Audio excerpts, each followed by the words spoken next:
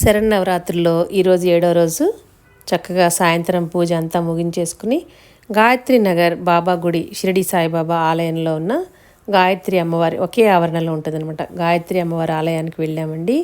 అక్కడ కూడా అమ్మవారికి చాలా వైభవంగా నవరాత్రి ఉత్సవాలు జరుగుతున్నాయి. దసరా నవరాత్రి ఉత్సవాలు. అమ్మవారిని దర్శించుకుని వద్దామని చెప్పేసి వెళ్ళాము. బాబా గారిని దర్శించుకొని అక్కడి నుంచి పక్కనే ఉన్న గాయత్రి అమ్మవారి ఆలయానికి వెళ్ళి అక్కడ కూడా అమ్మవారిని దర్శించుకుని అక్కడ కూర్చుని కొంచెం సేపు అష్టకాలు అవన్నీ చదువుకుని రావటం జరిగిందనమాట. ఈ ఆలయంలో ఉన్న గాయత్రి అమ్మవారికి కూడా రోజుకు ఒక అవతారంతో భక్తులు చక్కగా అర్చనలు అవి చేస్తున్నారనమాట. కుంకుమ పూజలు, గణపతి హోమాలు, చండీ హోమాలు, రుద్ర హోమాలు అవన్నీ కూడా చాలా బాగా జరుగుతున్నాయట.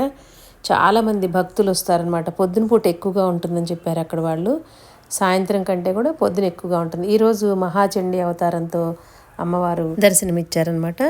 ఇక్కడ భక్తులందరూ చక్కగా ప్రశాంతంగా కూర్చుని లలితా సహస్రం, అలాగే మణిదీప వర్ణన, ఇలా రకరకాలుగా అమ్మవారి అష్టకాలన్నీ కూడా పఠించుకోవడానికి ఎంతో ప్రశాంతమైన వాతావరణం ఉందన్నమాట. సాయంత్రం పూట చాలా తక్కువ మందే ఉన్నారు. ఇప్పుడు మేము ఈరోజు వెళ్ళేసరికి నేను కూడా కొంచెం సేపు అక్కడ కూర్చుని అష్టకాలు అవి చదువుకున్నాను. గాయత్రి అమ్మవారి పక్కనే వల్లి దేవసేన సమేత సుబ్రహ్మణ్యేశ్వర స్వామి ఆలయము, శివలింగం రెండు ఒకే ఆలయంలో ఉన్నాయి. ఈ గాయత్రి అమ్మవారి ఆలయం చాలా బాగుంటుందన్నమాట. అప్పుడప్పుడు వస్తుంటాం ఇక్కడికి. ఇంకా రేపటి విషయానికి వస్తే రేపు 8వ రోజు కదా, అమ్మవారిని సరస్వతీదేవిగా అలంకరించి పూజిస్తారనమాట. అమ్మవారికి పాయసాన్నం, పరమాన్నం, తెల్లని పూలు, మారేడు దళాలతో పూజించాలి అని చెప్పేసి పెద్దవాళ్ళు చెప్తున్నారు.